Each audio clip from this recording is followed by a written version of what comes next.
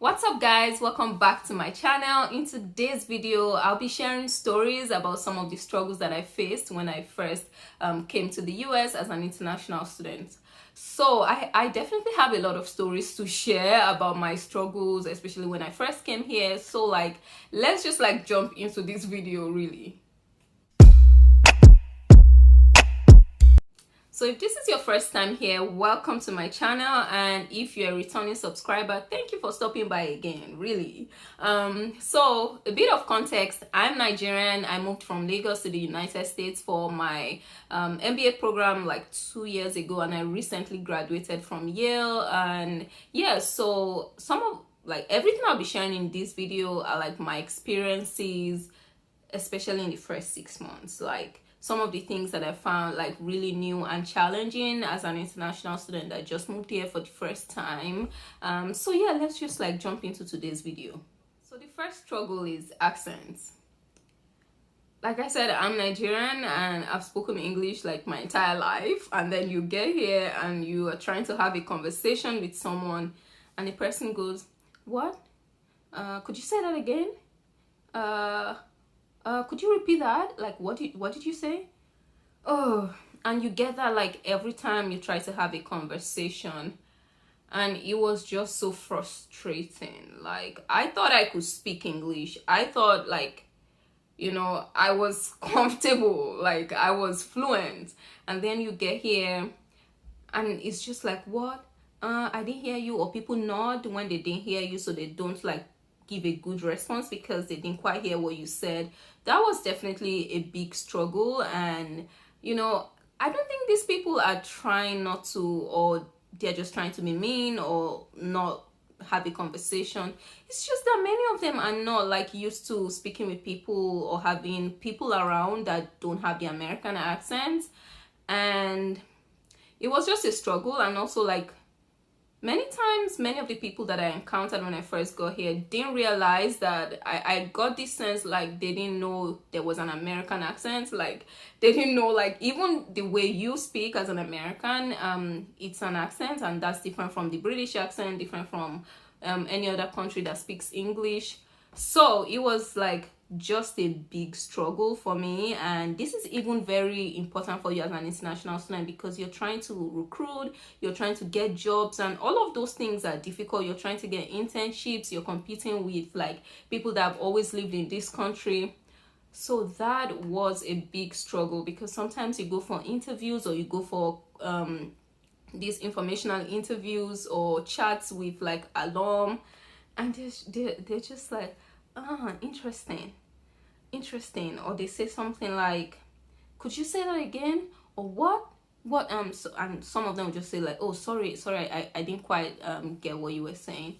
So this is not to say people here aren't nice or they just don't want to have a conversation with you, but I just think different accents, it's new for them, it's new for you as well, so that's why that happens. Although I think sometimes people need to do more to kind of make other people feel accommodated, and pay a little more attention when you notice that someone speaks with a different accent. Pay a little more attention to that person, just because that person is also trying to understand your American accent, so you also owe that person that duty to listen a little bit more. But yeah, that's my first struggle. So the second struggle I'm sharing today is about small talk, having small talk. So like I said, I did an MBA at Yale School of Management. So a big part of the MBA recruiting style is that you have these conversations and you have these chats and you have these coffee chats, as they call it. All those, there's so many chats you have maybe with the hiring manager when you're recruiting, before you even go for the proper interviews, or before you are invited to interview. So that was a big deal for me. Back home, I didn't have to do a lot of coffee chats to get all the jobs that I've gotten, or to work in the different industries where I worked before coming for my MBA. So now being in this space where small talk was so important was a struggle for me. And in business school, you have these round tables sometimes when companies come to campus, and all of you, a couple of you, maybe 5, 10 on each table, you just stand around and ask the like the company representative some questions or have chats. And then I would just stand there and notice like people are actually having a rapport, a good conversation. And I'm like, how are they doing these things? Like, they start with things around, oh, you've been to Kenya? I did a safari 5 years ago. And, and before you know it, like, these people are getting interviews and you're just like there trying to figure out like, wait, what is going on? Because it was so difficult for me to have all this small talk. Usually I'm just like straight to the point kind of person. I go for my interviews, I say what I have to say and like get out. But that's not how it works here. Like, you need to build a rapport. That person is like one of the most important part of like recruiting here is, can I work with this person? Will I like this person? Will I like this person to be on my team? So that was a big struggle for me, like having all this chit chat, about weather, like it rained today. Oh man, it is snowy today. How was your weekend? And then you have all of those conversations for 5 minutes. At some point, I'm like, can we just be done with this? Really? So that was a struggle. And fun fact, or maybe not so fun, I had to learn it. Like, I had a second year who also told me like she had the same struggle when she moved to the US. I mean, from Greece, and she's like, girl, I know this. I know what you're going through. And like, we'll have those conversations. She'll always like invite me to like coffee chats on campus. And like, from those conversations, now I'm like a pro at having like small talk chats. So that was definitely a big struggle for me, especially because I was trying to like get in internships and all of those. Yeah. So struggle number 3, bills everywhere. Like, I feel like my first 6 months, it just felt like everything is so damn expensive. Like, you want to get this thing, is $50. You want to take this Uber ride, is $15. And you're like, wait, it is just down the street. You know what I'm saying? Like, everything was expensive. Or like, in your first 6 months, you say things like, oh my God, I just made my hair for 60,000 naira. Because in your first 6 months, you're still thinking in one currency and spending another currency. So I'm Nigerian, so I'm used to like the naira. And when I came here, I'm always like, wait, am I actually going to make my hair for 70,000 naira? Am I, and of like, wait, this thing is 100,000 naira? Really? I know what 100,000 naira can do in Nigeria. But like, that was a big struggle in my first 6 months here. Like, thinking, my friends used to say, you're thinking in naira. Yeah, you're thinking in one currency and spending another currency. And of course, things are like, no doubt about it, labor is definitely expensive in the US. Like, you want to hire someone to just help you move a couple of things. Like, back home where you can just get someone to work for you for an hour and you pay the person 5,000 naira or less. Here, you can, for an hour, you're paying $100. You're paying even more, like when you're trying to, move your things or whatever. Like, labor is expensive in the US, and as an international student, your first like few days, few months here, you're just like, wait, why is that thing $20? Why is that $150? Like, that was a big struggle. Also, like, just spending on everything, like things that back home maybe you got for free now, or like you paid like very low. Now you're like paying, dishing out hundreds of dollars, and you're like, I'm spending, money spending right here. So it was a big struggle at the time for me, like just basic things, buying basic things, but like you get used to it. And of course, you have to know that maybe like the pay gap between like where you're coming from and the US very different. Also, when you start working, they are not paying you what you were earning back home. Like, they are paying you what's, by the time you spend all these things, you begin to understand that labor is expensive here. And when you two get a job, like, they're going to pay you at that rate. So that was a big struggle. Bills are like everywhere. You pay bills. If you missed your rent for a month, you're in trouble. Yes, you're in trouble. So you pay your rent every month here. Back home, like Nigeria, in Lagos, I paid rent every year. but here you pay every month, and if you miss it, don't even miss it. It affects everything, affects your credit score, affect this, affect that. Like, so every month it's like bills everywhere, and that was definitely a struggle for me, even though I lived by myself for some time back home.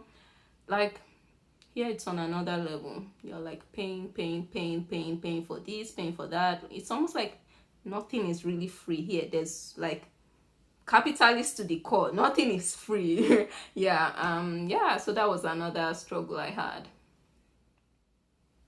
So another struggle was the education system here. It was very different from what I was used to coming from Nigeria. So like, if, I don't know if I've mentioned this here before, but I graduated from the University of Lagos. Yes, that's my alma mater. So yeah, coming here, the education system is like very different. So back home, so I went to Unilag, is a federal government university. So this might not relate to you know, if you went to a private university in Nigeria, maybe this you may not like relate with this, but I went to a federal school, and back home exams were like very important. Like the final exam might be at least 60% of your overall grade. So like exams were things that you can't miss. The exam was like very important, and it's like you're learning a lot of theory. At least my undergrad, you're learning a lot of theory, you're doing some homework, but like the big deal was like that final exam. You might have some assessments in between, maybe one, usually one, barely two, for those professors that just liked work. But anyway, it was like that exam was so important. And but here, you come here, the style of education or in their college or university is very different. So that exam might end up being 40% or 30% for them here, because you've done a lot of group work, you've done a lot of assignments, homework, you've done a lot of like weekly papers, and then that exam might end up being 30% or end up being 40%. But I think it was a real struggle for me, because I'm like, back then I know what to do to pass, like I can read 2 weeks before the exam and like, get all the grades that I want. But here, like if you try that, you fail. You just fail. Like, you have to do that group work, and for some courses, like the professor is like, whoever didn't contribute, your group mates have to report. They have to report. It's not like they're trying to be wicked or whatever, but like, it was just like different. It was a struggle at first, that now I have to do these little things all the way. So every week you're doing one homework or the other, you're submitting this, you're writing this paper. Like, I'm just like, please, like back home, I just will prepare for my exam, and I know that exam is 70%. Then I mean, the homework, even if I didn't do 2 out of 3, like I know that I can still get 80%, so I'm good, every time. But this was different. But I must say, like, this is something I really like about the American education system.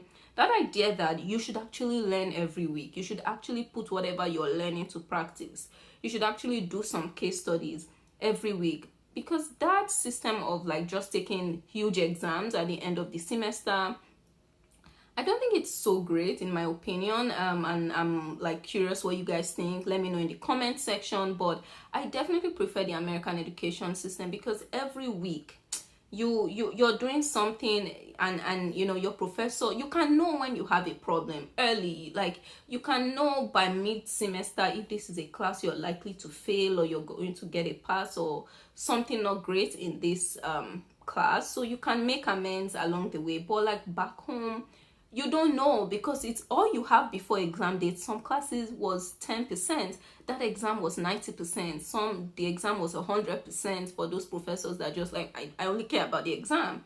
So like, you don't know, you just go into the exam hall, you take that exam, and you end up getting something really terrible, so you have to retake that class.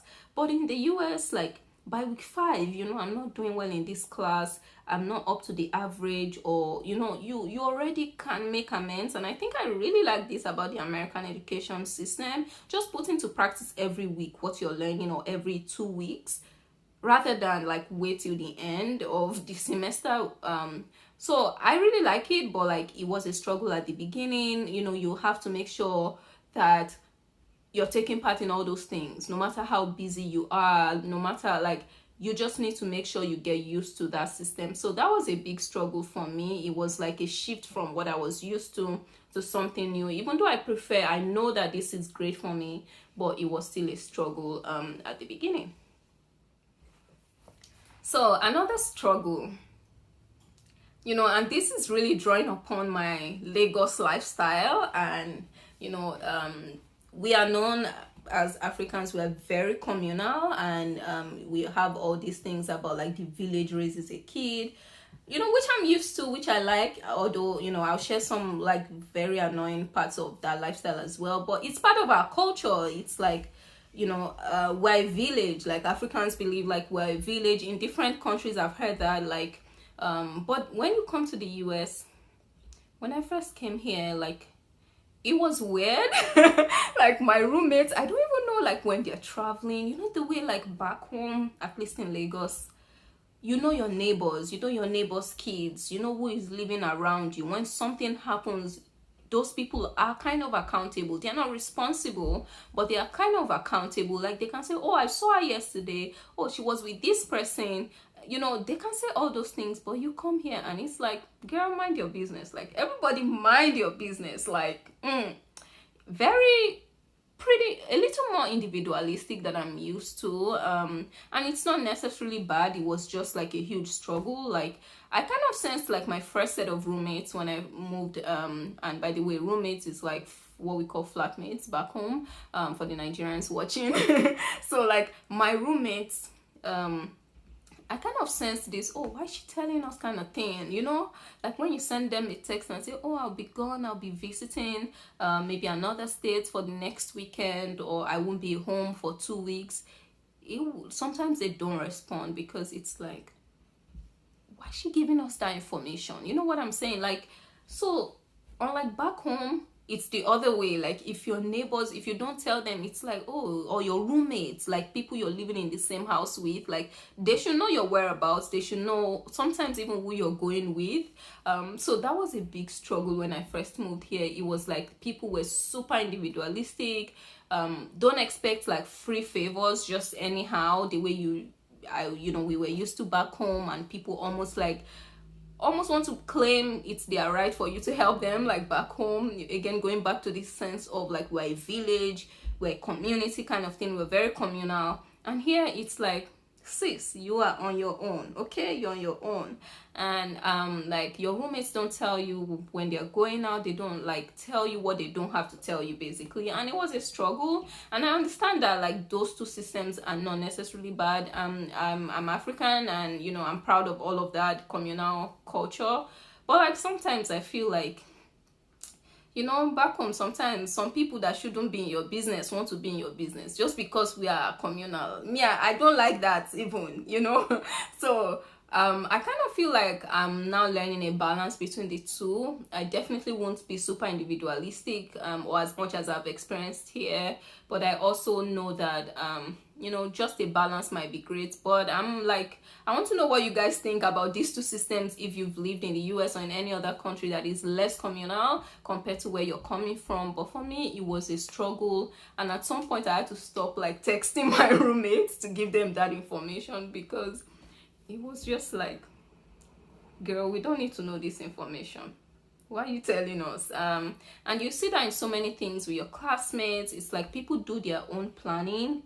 Don't think like, you know, you'll be tagged along, or like people will always involve you in those things because you're cool. No, you need to like say, hey, you're going on this trip, can we go together? You know, can I join your group? Can you, like, you have to make, you know, you have to ask. And that's something I'm learning about the American system, that attitude of asking.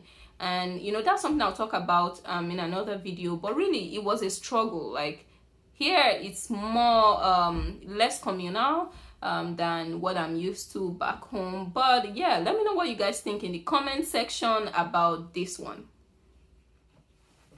So I definitely have a lot of challenges that I've faced here, but like these ones, they're just like the basic ones I faced like immediately I got here, or my first 90 days or 6 months.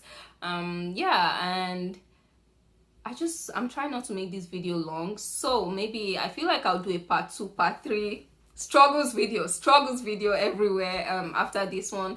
But I'm really curious what you guys think, like if you have lived outside of like your home country, schooling there as an international student, what was the experience? Do you relate to some of these things that I've said, or was it quite different for you? And or were there some similarities between your home country and the country where you studied as an international student? Like, let's have a conversation in the comment section. I'm really curious to hear what your experiences have been. Yeah, so I hope you enjoyed this video. If you want more videos like this, give this video a thumbs up so I know you guys are interested, and I'll do videos like this. Again, thanks a lot for stopping by, and make sure you subscribe to my channel before you leave today. If you haven't subscribed, make sure you subscribe, okay? Thanks a lot for watching this video, and I look forward to seeing you in my next video.